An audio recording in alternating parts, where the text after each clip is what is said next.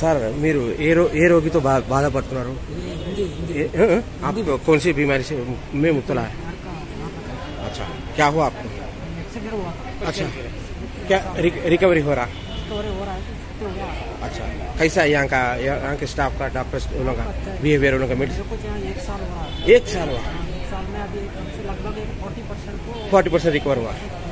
इन लोगों का बिहेवियर वाला मेडिसिन वगैरह कैसे है आप? मेडिसिन वगैरह दे रहे हैं। कौन से डिस्ट्रिक्ट से? को भी देखी जा रही है। अच्छा, आप क्या बोलना चाहेंगे? रेड क्रॉस वालों को कुछ शुक्रिया अदा करना चाहेंगे क्या? जी हाँ, शुक्रिया वगैरह दवाइयाँ रेड क्रॉस सोसाइटी को बहुत शुक्रिया है, क्योंकि हमेशा महीने में आकर के दवा देती है, उनका आभारी हूँ। ఎక్కడున్నా కానీ వాళ్ళకి అన్ని విధాలా సహాయం చేయాలని మామిడి భీమిరెడ్డి సార్ అంటున్నారు. మరి అదేవిధంగా మీరు ముందంజకు పోతున్నారు, మరి ఏ విధంగా పోతున్నారు చెప్పండి.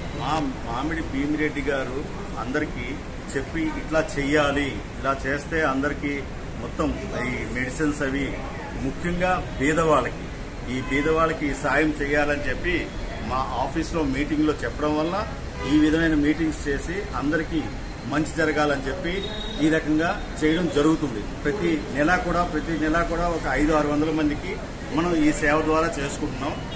ఆ లిస్ట్ తయారు చేసుకుని ప్రతి ఏరియాకి, హైదరాబాద్ మొత్తంలో ఎక్కడన్నా సరే ఏరియాకి పోయి అక్కడ ఈ మీటింగ్స్ చేయడం జరుగుతుంది. మన వాటర్ క్యాంప్ కూడా పెట్టడం జరిగింది. త్వరలో ఒక బ్లడ్ బ్యాంక్ కూడా ఏర్పాటు చేస్తానన్నారు. అది ఎంతవరకు వచ్చింది సార్? ఇప్పుడు బ్లడ్ బ్యాంక్ అనేది చాలా ఇంపార్టెంట్.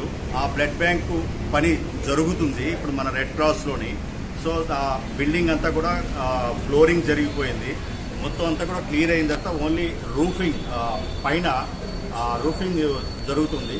అది కూడా త్వరలోనే జరిగిపోయిన తర్వాత బ్లడ్ బ్యాంక్ ద్వారా అందరికీ సాయం చేయాలి అనే ముఖ్య ఉద్దేశంతో అది చేయడం జరుగుతుంది. మన చైర్మన్ భీమిరెడ్డి గారు ముఖ్యంగా తలుచుకున్నారు కాబట్టి ఆ పని చేసేసారు. 90% అయిపోయింది, ఇంకా 10% పని ఉంది. ఆ పని చేసిన తర్వాత అందరికీ బాగుంటుంది. సో మెడిసిన్స్ డిస్ట్రిబ్యూషన్ ఫ్రీ ఉంటుంది సార్ అన్ని రోగాలకి మెడిసిన్స్ ఫ్రీగానే ఇస్తున్నాము. ఓకే, ఎవరి దగ్గర కూడా ఛార్జ్ ఒక్క రూపాయి కూడా తీసుకోకుండా ఫ్రీగా అందరికీ సాయం చేస్తున్నారు. హైదరాబాద్ రెడ్ క్రాస్ ద్వారా హైదరాబాద్ రెడ్ క్రాస్ చైర్మన్ మామిడి భీమిరెడ్డి గారు చెప్పిన ఆదేశాల ప్రకారంగా ప్రతి నెల కూడా ఈ విధమైన క్యాంపు కండక్ట్ చేసి ప్రతి దగ్గర కూడా అందరికి ఫ్రీగా మెడిసిన్స్ ఇవ్వడం జరుగుతుంది. ఎన్ని సంవత్సరాలు చేస్తూ వచ్చారు సార్? దాదాపు ఎన్ని సంవత్సరాలుగా చేస్తూ వస్తున్నారు? ఇదా ఇండియన్ రెడ్ క్రాస్ అంటే 100 years నుండి అవుతుంది. రెడ్ క్రాస్ ఇది all India, not only in Andhra Pradesh, all India. Only health క్యాంపులే కాకుండా సమాజంలో చేసిన వారిని సేవలు కూడా గుర్తించి మీరు అవార్డులు ఇవ్వడం కూడా జరుగుతుంది. ఇంతవరకు ఎవరినన్నా అవార్డులు మీరు సెలెక్ట్ చేసి ఉంటారు కదా, ఏమన్నా మీకు ఐడియా ఉందా సార్? నాకంటే నేను యాక్చువల్ గా ఈ దీంట్లో నేను జాయిన్ అయ్యి ఒక 4 నెలలే అయింది. ఓకే, నాకంత ఐడియా లేదు. చేశారని విన్నాను, నాకైతే ఐడియా లేదు. Super, thank you.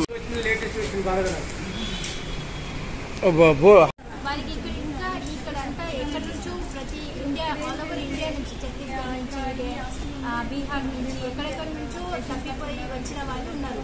యాక్సిడెంట్ అయ్యి తలకి దెబ్బలు తగిలి మట్టి మరకు ఉన్న వాళ్ళు, కరెంట్ షాక్ కొట్టి షాక్లో పెరాలిసిస్ వచ్చిన వాళ్ళు ఉన్నారు, టీబీ పేషెంట్స్ ఉన్నారు. ఇక్కడ కాలిపోయి యాక్సిడెంట్ అయ్యి కాలు కాలిపోయి ట్రీట్మెంట్ చేసుకుంటూ డ్రెస్సింగ్ చాలా ఎన్నో రోజుల నుంచి ఉన్న దెబ్బ, ఇయర్స్ నుంచి తగ్గట్లేదు, అల్సర్స్, అట్లాంటివన్నిటికీ వచ్చి వాళ్ళకి రోగం ఉంది అని తెలిసి హార్ట్ ప్రాబ్లం ఉన్న వాళ్ళు 2 ఉన్నారు. వీళ్ళందరికీ డయాగ్నోస్ చేసి వీళ్ళకి ఇక్కడికి వెళ్ళండి, మీరు ఇక్కడికి ట్రీట్మెంట్ వస్తుంది. మేము లాస్ట్ టైం 2 months బ్యాక్ కూడా ఒకసారి వచ్చాము, చూసాము. చాలా మంది పేషెంట్స్కి ఇది ప్రాబ్లం ఉంది, ఇక్కడికి వెళ్ళాలి అని మేము సరైన గైడెన్స్ ఇవ్వడం వల్ల ఇప్పుడు వాళ్ళు డయాగ్నోస్ అయ్యి సరైన ట్రీట్మెంట్ తీసుకుంటున్నారు. సో అదొక బెస్ట్ పార్ట్. ఫస్ట్ భోజనాలు ప్రతి మందులు ఏ విధంగా వస్తుంది? భోజనాలు మందులు ఈ షెల్టర్ వాళ్ళు ప్రొవైడ్ చేస్తున్నారు.